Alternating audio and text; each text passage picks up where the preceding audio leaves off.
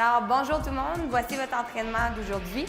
L'objectif est de faire 4 rounds 4 times, donc le plus rapidement possible, de 15 front squats, 95 livres pour les hommes, 65 livres pour les femmes, 15 push press au même poids, donc 95 livres pour les hommes, 65 pour les femmes, et on termine avec 15 deadlifts, toujours au même poids, 95 livres pour les hommes, 65 pour les femmes.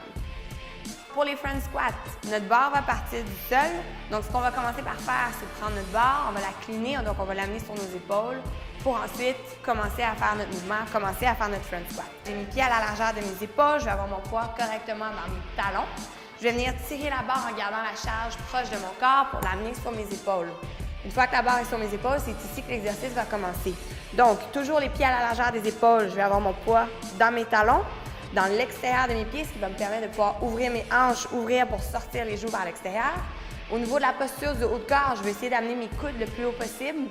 Idéalement, c'est d'essayer d'avoir les bras parallèles au sol et de garder cette posture-là au niveau du haut du corps. Je vais venir engager mes abdominaux, ce qui va m'aider à garder mon dos droit pour ensuite commencer à faire mon mouvement. Donc, je vais venir descendre dans ma posture, dans mon front squat, apporter les fesses sous les genoux, pleine extension des hanches. Donc, on termine notre mouvement avec les fesses bien contractées droites. On ne veut pas garder notre courbe lombaire à la fin de l'exercice. Donc, pleine extension. On descend, les fesses sous les genoux, et puis on remonte, pleine extension. Une fois que les 15 front squats sont terminés, deuxième exercice, push press. Si vous arrivez à faire vos 15 front squats et enchaîner tout de suite avec vos push press, super.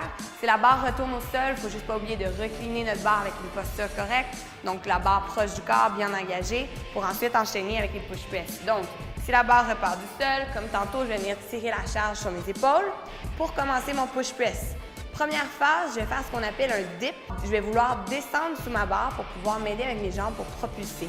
Donc, mon dip, je vais garder mon dos droit, je vais venir pousser mes genoux vers l'avant, garder mes abdominaux bien contractés. Je vais venir pousser ma charge au-dessus de ma tête en utilisant mes bras. Ici, à la fin de mon exercice, je vais toujours avoir mon poids dans les talons, donc je suis stable. Mes abdos sont contractés, mes fesses sont contractées, mes épaules sont bien engagées, mes coudes sont barrés. Pour épargner un petit peu les poignets, je vais essayer de garder mes poignets droits. Je vais ramener ma barre sur mes épaules, je dip, dos droit, pleine extension.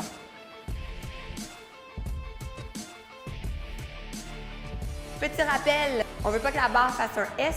Au contraire, on veut laisser passer la barre en faisant un retrait avec notre menton. Donc, ce qui va être important quand je vais venir faire mon dip, avant de pousser, je vais venir reculer mon menton, ce qui va permettre à ma barre de passer proche. À la fin de mon mouvement, pleine extension, les oreilles sont devant la barre. Quand je vais retourner la barre sur mes épaules, je vais reculer à mon menton pour permettre à la barre de rester proche. Pleine extension et je reviens proche. On termine avec 15 deadlifts. Deadlift, notre barre va partir au sol. On veut avoir un contact donc de la barre avec le sol. Je vais avoir mes pieds à la largeur de mes épaules. Toujours mon poids dans mes talons, dans l'extérieur de mes pieds, ce qui va me permettre de pouvoir pousser les genoux vers l'extérieur. Tout est super rapproché dans un deadlift. Donc, la barre est contre mes tibias et mes bras sont super proches de mes jambes. Comme ça, mon centre de gravité n'est pas trop débalancé. Donc, je vais venir chercher ma barre avec mes mains, engager mes épaules vers l'arrière. Je vais baisser mes fesses pour être bien engagée aussi au niveau de la courbe lombaire. Essayer de garder mes abdominaux bien contractés. Et je vais venir tirer la barre en restant proche de moi. Donc, je vais venir reculer les genoux dans la première phase de mon deadlift. Et ensuite, venir m'asseoir sous ma barre pour être en pleine extension. À la fin de mon exercice, à la fin du deadlift ici, on devrait voir les épaules légèrement derrière la barre. Pleine extension au niveau des genoux et des hanches.